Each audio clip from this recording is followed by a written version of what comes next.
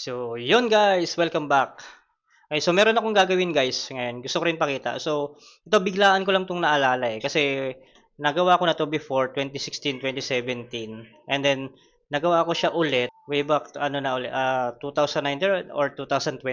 So, yun. So, yung setup na yung gagawin ko ngayon is meron tayong domain controller, di ba? So, naka-promote na yan sa domain controller itong Windows Server 2022 ang gamit ko rito. And then, meron akong Exchange server. Windows Server 2022 rin to. Ito yung magiging Exchange server natin para sa mga email. Okay, para sa mga email natin yan. Internal email natin. And then, meron tayong PC. Naka-join yan dito sa domain natin. So, magiging domain magiging domain PC to. Ganun, ayan yung setup na gagawin ko. So, ano bang meron sa setup na to? So, sa domain controller, kasi kulang na ako sa resources, dapat may isa pa akong file server dito. Ang gagawin ko na lang is, gagawa ako dito ng simpleng folder or file sharing.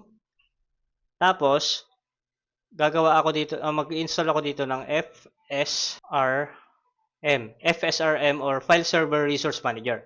So, yung File Resource Server Manager na yan, gagamitin natin to para yung mga shared folder natin dito. Halimbawa, yung folder ni IT, yung shared storage nila or shared folder nila, bibigyan lang natin ng quota na 20 MB. Sa accounting, 20 MB rin. So, yun lang yung pinaka-maximum na magagamit nilang storage. Okay, so ngayon, dito sa FSRM din, sa File Server Resource Manager, bawat folder, pwede tayong mag-set ng threshold. Okay, so halimbawa, dito sa folder ni IT, magse-set lang tayo dito ng halimbawa, 80%. 80% ng usage nila, hanggang 80% pwede pa. Pwede pa nila magamit tong storage. So ngayon, pagka lumagpas sila ng 80%, magti-trigger yung makikita ni FSRM na nag-exceed na sila sa 80%. Ngayon, si domain controller o si FSRM, magsisend siya ng alert dito sa Exchange server natin, and then sa Exchange server, i-deliver niya yung message dun sa email ni administrator o kung sino man yung administrator na magmo-monitor na itong setup na to. So, maganda to, makikita nyo unti-unti magagawa natin to. Pero sana mag-succeed yung installation natin nito. So, yun, yung Exchange server natin ang magsisilbing email notification natin sa kung ano mang mangyayari dito sa sinetup natin. Okay, so pwede rin tayo dito, halimbawa sa IT, sa folder, i-restrict natin yung pag-save ng mga picture, photos, or MP3, or mga MP4, mga video, natin, i-restrict natin. So ngayon, pag si user na makulit, pinilit niya pa rin mag-save ng halimbawa JPEG or any format ng pictures or MP3, MP4, madidetect ngayon yan ni FSRM. Di kasi dito natin yan isiset kay FSRM Isiset natin yan dito, madidetect ni FSRM yon. Magti-trigger ng alert, send niya kay Exchange server. Sa Exchange server naman, i-deliver niya yung message dun sa administrator natin. And then si administrator, makikita niya yung PC name, at saka kung ano yung sinave niya. So, ganun yung magiging setup natin ngayon. So, yun lang muna pala guys. Yun lang muna yung gagawin natin, yung sa quota, tsaka yung sa pag-restrict ng image or pag-save i-restrict natin yung pag-save sa shared folder nila ng specific file or specific file format. So, ganun ang gagawin natin.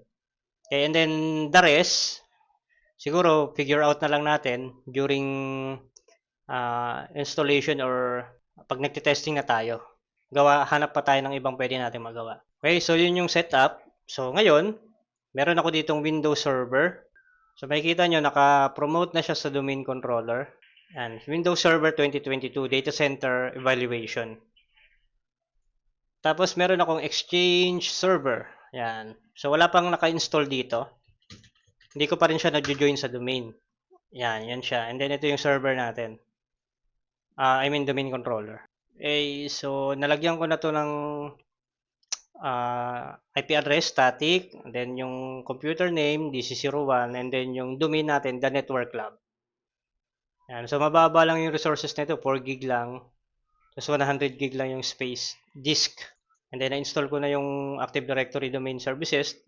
Ito yung ano natin. And as Exchange server, wala pa, hindi pa siya naka-join sa domain. So, for today's video, yun lang muna ang gagawin ko ngayon. I-join ko lang sa domain to. So, punta tayo ng kanyang IP configuration. So, makikita nyo, yung IP niya, 1.120. Ang gateway niya yung 1.1. And then, naka-point siya dun sa IP address nung domain controller natin. So, join natin siya sa domain. Punta tayo ng workgroup. Ang name niya ay exchange01. So, the network lab.local. And tapos yung administrator. So, join na siya and then restart na lang natin to. And so, after mag-restart niyan, pwede natin i-check dito sa Active Directory Domain Services natin yung computer. Yan. Ito na si Exchange01 natin. So, pag nag-join kayo ng device sa domain nyo, dito siya mapupunta sa computers. Pwede kayo gumawa dito ng bagong organizational unit and then i-move nyo yung mga PC. Wait lang natin server. So, nag-restart na ba? Hindi pa yata nag-restart ah. Okay, so the network lab administrator. So, pumasok. So, ibig sabihin naka-join na siya sa ano. Okay, so and then pala guys, sa pag-install nung Exchange Server 2019 pa lang gagamitin natin, 2019. May mga prerequisites 'yan bago niyo i-install yung Exchange. So, ito yung mga prerequisite niyan. So, ito yung mga kailangan meron kayo. Ayun, Microsoft.NET framework, yung Unified Communication Managed API. Yan, and then ito naman yung Visual C. Tapos yung syempre yung ISO. Tapos yung mga CMDLET natin. Ito, CMDLET. Yan yung mga kailangan nyo. Yan. Ano natin to, i-run natin to sa Windows PowerShell. So, yan. So, parang prepare ko na yung mga kailangan natin para sa Exchange server installation. Okay, so kung makikita nyo, yung Exchange server natin, naka-workgroup pa siya kanina. Ngayon, naka-domain na siya. Naka-join na siya sa domain natin. So, punta tayo ng DNS manager. Dito sa forward lookup. Yan, makikita nyo, automatic, meron na tayong ano rito. Tawag dito, entry kay Exchange server natin. Ito yung IP. Okay, so yun lang muna guys sa ngayon. So, next video, umpisahan na natin yung pag-install ng Exchange server. Ito. Susunod-sunurin natin to. Yung ito. Tapos yung CMDLET natin. And then, puproceed tayo sa Exchange server na installation. Okay, so stay tuned lang kayo guys dahil medyo mahaba-haba to kasi more on installation to. Naka-virtual machine lang tayo and limited resources lang. So, pag nakita nyo dito sa performance ko sa PC, 21 gig na yung nagagamit kong RAM. Ba? So, mag-a-add pa tayo rito ng ng isa pang Windows 11 PC. Nag-add ako, hindi ko na alam kung kakayanin pa ng PC ko. Pero susubukan natin. So kung hindi pala Windows 11, Windows 10, Windows 7 na lang yung normal na ginagamit ko. Para medyo kayanin. Okay, so yun lang guys. Maraming salamat. Stay tuned kayo.